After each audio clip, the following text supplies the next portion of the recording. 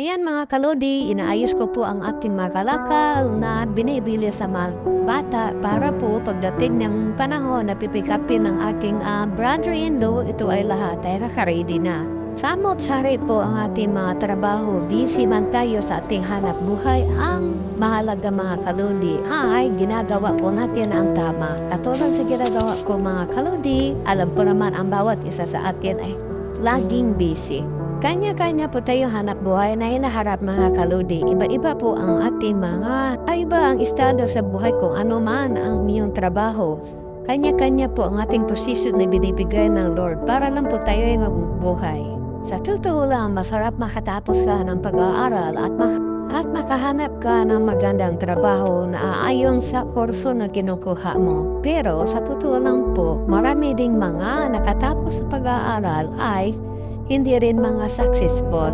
Marami din mga tao ngayon na hindi sa nakapagtapos sa kanilang pag-aaral, sila po ay nagsaksi sa kanilang nego. Ang mahalaga ay masipag ka maghanap buhay, matyaga sa trabaho, at talagang naaayon sa gusto mong at nagmumula sa iyong puso. Sa totoo lang mga kalodi, maganda talaga ang negosyo na junk shop dahil nga lahat ay sa tingin ng tao ay marumi, pero sa totoo lang, anda itong kitaan mga kalodi at hindi ka nahihiya at hindi ka masilan sa mga maruruming bagay dahil dito ay junk shop makalawang at sa tingin ng iba talaga ay marurumi para sa mga nasasanay na mga kalodi talagang hindi nila iniinda kung anong klaseng hanap buhay ito.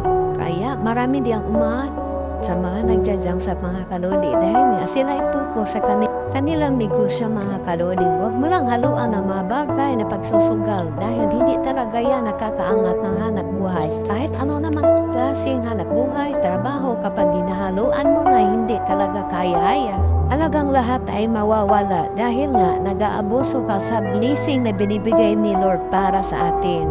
Hindi ko talagang mga labahin mga kalodi. Isang linggo lang talaga ito. Pero napakarami na tambak dahil araw-araw nagbibihis. Hindi lang sa isang araw kundi naka-4-3 pa. Nimulan ko naman naguhugas ng plato mga kalodi habang ako ay nagpapaikot ang aking washing. Kinuha ko na naman ang damit na labahin sa kwarto mga kalodi dahil 3 basket po ito ang lahat. Napakarami talaga at ito sinampay ko na para matuyo na yung iba mga kalodi. Napakimi-kimi ito mga kalodi. Mamaya na ang kaisipan kong magkipag-engage dahil nga para mapukusan ko ang aking trabaho kasi kung nakaupo ako at nakipag-engage, mas lalo ako matatagalan kaya pinokus ko po ang aking ginagawa. Ton, Visayas at Mindanao at sa buong mundo, maraming salamat sa panunood.